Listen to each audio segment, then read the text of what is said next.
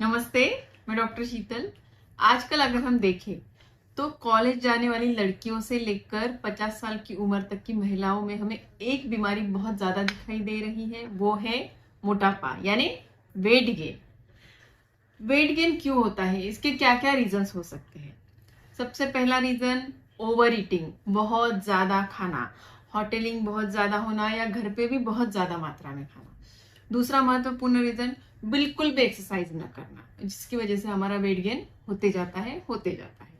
तीसरा महत्वपूर्ण रीजन, अगर वो वर्किंग वुमन हो, बहुत ज्यादा काम करती हो, घर भी संभालती हो, बाहर का भी देखती हो, तो उसके स्ट्रेस लेवल बहुत हाई हो सकते हैं। स्ट्रेस की वजह से भी आपका वेट गेन हो सकता है। चौथा और बहुत इंपॉर्टेंट रीजन, हार्मोनल चेंजेस। ये हर एक एज ग्रुप में हमें दिखाई देते हैं।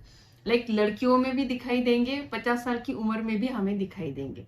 अभी लड़कियों में हमें आजकल पीसीओडी नामक बीमारी जो है बहुत ज्यादा दिखाई देती है, जिसकी वजह से आपका वेट गेन हो सकता है और आगे जाके इसकी वजह से, पीसीओडी की वजह से आपकी मैरिड लाइफ में भी तकलीफें आ सकती है।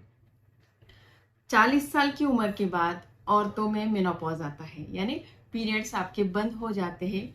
ये टाइम पे भी आपका वेट गेन बहुत ज्यादा हो सकता है, जिससे हमें अलग अलग बीमारियां भी हो सकती है। अगर हम गौर से देखें तो वजन बढ़ने की वजह से, मोटापे की वजह से हम बहुत सारी बीमारियों का शिकार हो सकते हैं, जैसे डायबिटीज, बीपी, थायराइड और हार्ट डिसीज। हमें ये बीमारियां मोटापे की वजह से हो सकती है। तो हमें क्या ध्यान रखना है? हमें ध्यान रखना है कि हमारा वजन हमेशा कंट्रोल में रहे। कंट्रोल में यानी कितना?